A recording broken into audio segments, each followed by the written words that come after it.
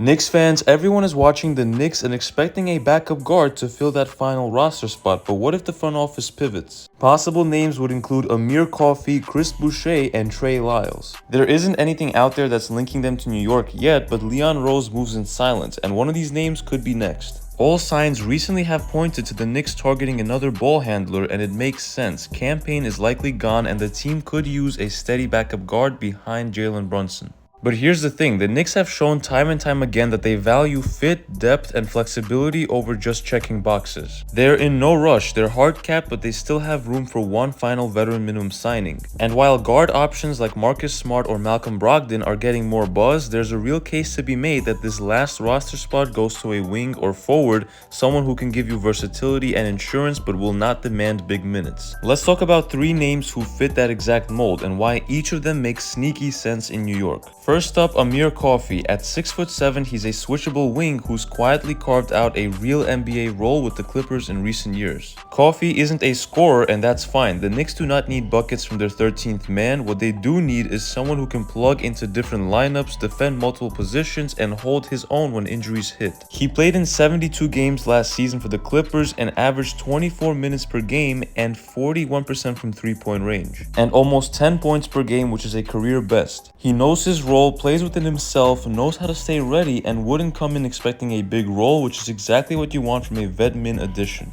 There is no report linking him to the Knicks, but that doesn't mean anything when it comes to Leon Rose. This front office rarely leaks anything before it's already done. Next up is Chris Boucher. He's a 6'9" forward with a 7'4" wingspan who brings something that the Knicks could still use more of, and that is vertical athleticism and energy off the bench. Yes, the Knicks already have interior size with Cat and Mitch, but they can definitely use some more chaotic energy that Boucher brings. He's the type of player who can swing a game in 5 minutes with deflections, weak side blocks, and transition effort. He's been buried in Toronto's rotation the last couple of years, but he's still just 32, and on a vet minimum, you could do a lot worse than that. Boucher would not play much behind Cat and OG, but again, this move wouldn't be about consistent minutes. It's about having another option, and if injuries hit or you need to rest guys during the season, Boucher could be a helpful plug-in piece. And keep in mind, the Knicks did have trade interest in Chris Boucher earlier last season, so he definitely is an option. And of course, he's close friends with OG Anunoby from their days in Toronto.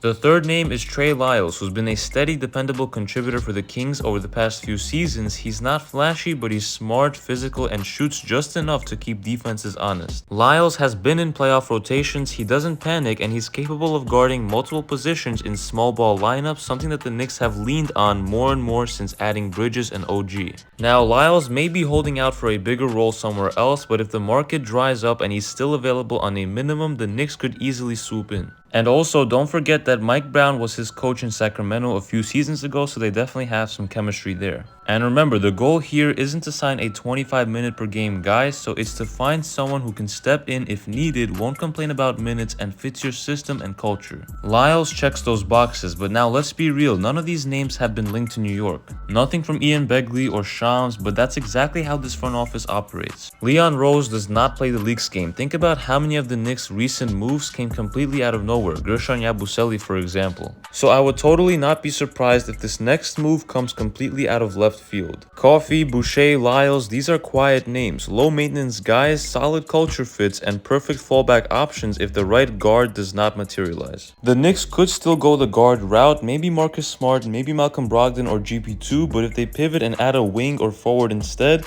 it's probably going to be someone like Amir Coffee, Chris Boucher, or Trey Lyles. Veteran, versatile, and does not need touches. That's the profile. We may not know who it is yet, but chances are we will find out only after the deal is done. But if you guys enjoyed this video, make sure to hit that like button and subscribe to the channel for more Knicks news and updates you will not want to miss all summer long. It's been KNYT here, and I'll see you guys in the next one.